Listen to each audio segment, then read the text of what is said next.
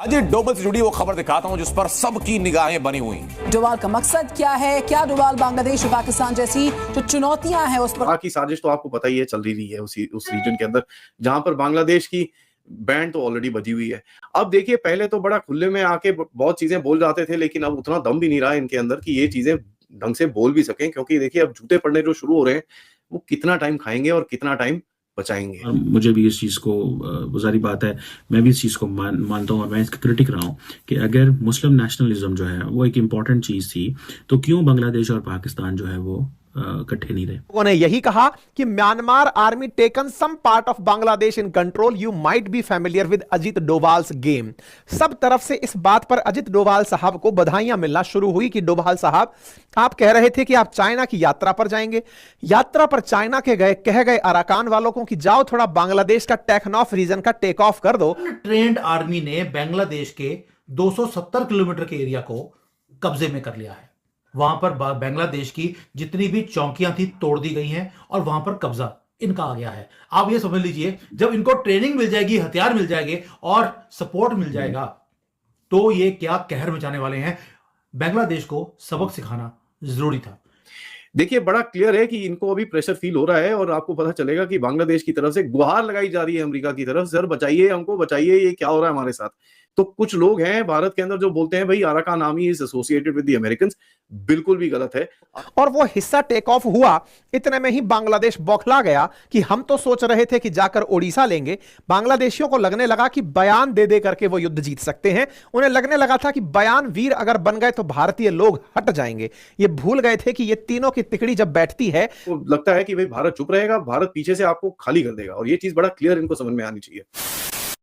नमस्कार दोस्तों, जय हिंद। हिंदुओं पर अत्याचार और भारत से पंगा लेना अब बांग्लादेश को भारी पड़ने लगा है। एक तरफ जहां बांग्लादेश के खाने के लाले पड़े हुए हैं, वहीं दूसरी तरफ अब बांग्लादेश पर कब्जा होना शुरू हो गया है। भारत की जमीन पर कब्जा जमाने का सपना देख रहा है यूनिस सरकार आज डरी सहमी बैठी हुई है और अमेरिका से मदद की गुहार लगा रही है। रिपोर्ट की माने तो म्यांमार का एक मिलिटेंट ग्रुप जिसे आरकन आर्मी कहा जाता है, उसने एक तरीके से उस पर चढ़ाई कर दी है। भारत तो बांग्लादेश के पेच धीरे धीरे कस ही रहा था, अब आरकन आर्मी ने उसके नक्शे के निचले हिस्से को सुलगाना शुरू कर दिया है और ये सब एक हफ्ते के भीतर हुआ है। रिपोर्ट की माने तो आरकन आर्मी बांग्लादेश की सीमा तक आ गई है और उसने कुछ इलाकों पर अपना कब्जा भी कर लिया है। दरअसल अराकान आर्मी के बांग्लादेश की तरफ चढ़ दौड़ने के पीछे एक वजह है। ये वजह खुद आरकन आर्मी ने एक बयान में बताया है। आरकन आर्मी ने बांग्लादेश की सरकार में गंभीर आरोप लगाए हैं। उसका कहना है कि बांग्लादेश की सरकार को सीमा पर बौद्ध और हिंदुओं के खिलाफ होने वाले अत्याचारों के बारे में अच्छी तरह से पता है, लेकिन उसने इसकी सुरक्षा की परवाह नहीं की और इन जिहादी गुटों को अपने रेफ्यूजी कैंप में बढ़ने दिया। बताया जा रहा है कि भारत ने आरकन आर्मी की मदद की है। सबसे बड़ी चीज ये बताऊं कि भाई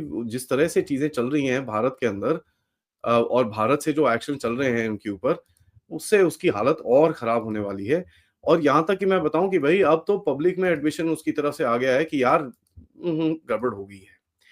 ठीक है, लेकिन उस टॉपिक पे जाने से पहले मैं आपको एक दो चीजें और बताता हूं जिससे आपको पता चलेगा कि भाई ये जो पहले खुले में बकवास करते थे, अब वो खुले में बकवास करना उनके लिए थोड़ा सा, बोलते हैं ना, सेहत के लिए हानिकारक होगा।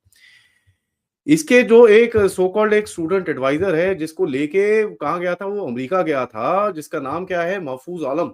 महफूज आलम ने कल एक फेसबुक पे पोस्ट डाला था। फेसबुक पे पोस्ट डाला, कहता है यार ग्रेटर बंगाल, जिसमें उसने नॉर्थ ईस्ट के स्टेट्स डाले, बंगाल, वेस्ट बंगाल डाला, पता नहीं ये डाला वो डाला, काफी कुछ बकवास करने की कोशिश करी ना। जब वो बकवास करने की कोशिश करी, जूते पड़े जो उसको उठा के, इतने जूते पड़े कि भाई उसको जाके पोस्ट डिलीट करना पड़ा। और यहां तक कि बांग्लादेश की बंगला मीडिया ने अपने आप ही ये उठा के बोला कि साहब, इसका जो एडवाइजर है महफूज आलम को ये पोस्ट पहले तो डाला और उसके बाद उसको डिलीट करना पड़ा। डिलीट क्यों करना पड़ा? क्योंकि भाई साहब ऐसा है, एक चीज बड़ी क्लियर है, क्योंकि अब तो भारत उठा के बोलेगा भाई साहब ये आपका गवर्नमेंट है, तो एक गवर्नमेंट बोल रही है आप क्या हमारे टेरिटरी की तरफ देख रहे हो, तो ठहर दो, फिर आपको दिखाते हैं कौन सी किसकी टेरिटरी कहां जाएगी। और यहाँ पर तो राह की साजिश तो आपको पता ही है चल रही है उस रीजन के अंदर, जहां पर बांग्लादेश की बैंड तो ऑलरेडी बजी हुई है। अब देखिए, पहले तो बड़ा खुले में आके बहुत चीजें बोल जाते थे, लेकिन अब उतना दम भी नहीं रहा इनके अंदर कि ये चीजें ढंग से बोल भी सकें, क्योंकि देखिए अब जूते पड़ने जो शुरू हो रहे हैं वो कितना टाइम खाएंगे और कितना टाइम बचाएंगे।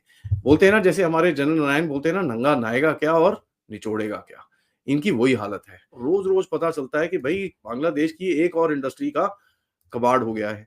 बेक्समिको करके एक इनका इंडस्ट्रियल पार्क है जहां पर पूरी तरह से अब वो शट डाउन हो चुका है, जहां पर बेसिकली सबसे ज्यादा इनका गारमेंट्स बनते थे। रिपोर्ट और आई है कि साहब 11% राइज हो चुकी है गारमेंट सेक्टर के अंदर between April to November, and 9.9 billion dollars तक का एक्सपोर्ट भारत ने ऑलरेडी कर रखा है, और ये चीज अब आगे जाने को पूरी तरह से तैयार है। सो आप देखिए भाई, आपको लगता है कि भाई भारत चुप रहेगा, भारत पीछे से आपको खाली कर देगा, और ये चीज बड़ा क्लियर इनको समझ में आनी चाहिए। अब रा की जो साजिश चल रही है उसके बारे में भी एक अपडेट आया। अराकान आर्मी में एक टाउनशिप करके है जो सितवे पोर्ट के पास है, जो मोहम्मद यूनिस का एक मिलिटेंट ऑर्गेनाइजेशन है, जिसका पार्ट मोहम्मद यूनिस खुद है, जिसका नाम है रोहिंग्या सॉलिडारिटी ऑर्गेनाइजेशन। उसके बंदों ने काफी हद तक सफेद झंडा लगा के वहां पर सरेंडर करा है, और ये भी पता चला कि उस एरिया के अंदर करीब 37,000 रोहिंग्यास थे जो अब भाग भाग के बांग्लादेश के अंदर जा रहे हैं। अब यार देखिए, अब ये तो मोहम्मद यूनिस को तो पसंद आना चाहिए, वो तो रोहिंग्या का एकदम मिलिटेंट ऑर्गेनाइजेशन का हेड है। अगर वो हेड है तो उसको तो बड़े प्यारे लगते होंगे रोहिंग्या, आने दीजिए भैया, अपने पास ही रखिए, और हम भी भारत से भी वापस बहुत जल्दी आपको भेजेंगे, तो कोई टेंशन नहीं है। मोहम्मद यूनिस अपने घर में एक एक को वहां पर रखेगा। देखिए, बड़ा क्लियर है कि इनको अभी प्रेशर फील हो रहा है, और आपको पता चलेगा कि बांग्लादेश की तरफ से गुहार लगाई जा रही है अमेरिका की तरफ, सर बचाइए हमको, बचाइए, ये क्या हो रहा है हमारे साथ। तो कुछ लोग हैं भारत के अंदर जो बोलते हैं भाई Arakan army is associated with the Americans. बिल्कुल भी गलत है। Arakan army was pretty closely associated with the Chinese, लेकिन आपकी भी डीलिंग्स उसके अंदर काफी अच्छी चल रही हैं, तभी भी आपको दिखता है कि दूसरी तरफ से आप एक प्रेशर उनके ऊपर बना सकते हो। एंड यहाँ पर देखिए, जो यूएस की तरफ से एक जो गुहार लगाई गई, यूएस की तरफ से कोई गुहार लगाएगी कि देखिए यार, यहाँ पर तो पूरा रोहिंग्या क्राइसिस खत्म शुरू हो रहा है, आप हमको बचाइए, हालत खराब है। उसमें देखिए यूएस का रिस्पांस कितना फटाफट आता है। यूएस के रिस्पांस में आप देखिए, जो कल उनके स्टेट डिपार्टमेंट के स्पोक्सपर्सन है मैथ्यू मिलर, उनकी तरफ से स्टेटमेंट आया कि US remains concerned by the conflicts in Rakhine, in Burma and the Arakan and its potential to undermine regional stability and security. Helping to resolve the Rohingya refugee crisis remains a priority of the US. देखिए, आपको समझ में आता है कि भाई अब अपना टट्टू जो ट्रेन के नीचे जा रहा है, उसको अब देखिए पूरी तरह से तो बचाना चाहते नहीं है, क्योंकि गहरे राज्य वाले उसकी तरफ भी उल्टा गेम खेल रहे हैं, जहां पर बीएनपी की तरफ से प्रेशर आ रहा है कि जल्दी इलेक्शन कराओ, जल्दी इलेक्शन कराओ। और यहां पर मैं आपको बताऊं, भारत ने भी एक गंदी चाल खेली है, जिसकी वजह से कल 16 दिसंबर को यूनुस को भी एक स्पीच देनी पड़ी, जहां पर उसको इलेक्शन की तारीख बोलनी पड़ी। लेकिन सबसे ज्यादा प्रेशर जो आया, मैं आपको बताऊं, जो हमारे फॉरेन सेक्रेटरी गए वहां पर दिसंबर 9 तारीख को, विक्रम मिस्त्री साहब, और उनके काउंटर पार्ट जशीमुद्दीन जो फॉरेन अफेयर्स एडवाइजर हैं, उनको वहां पर बोला गया कि साहब देखिए, ऐसा है, आपको भारत से आप बोलते हो आपको ये करना है वो करना है, हम कोई डीलिंग वीलिंग नहीं करेंगे आपके साथ जब तक आप ये इलेक्शन नहीं करोगे।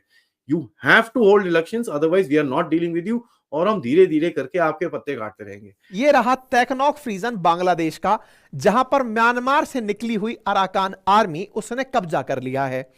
सूत्र कह रहे हैं कि इस अराकान आर्मी को भारत ने प्रमोट किया है कि वो जाए और इन क्षेत्रों पर कब्जा करे।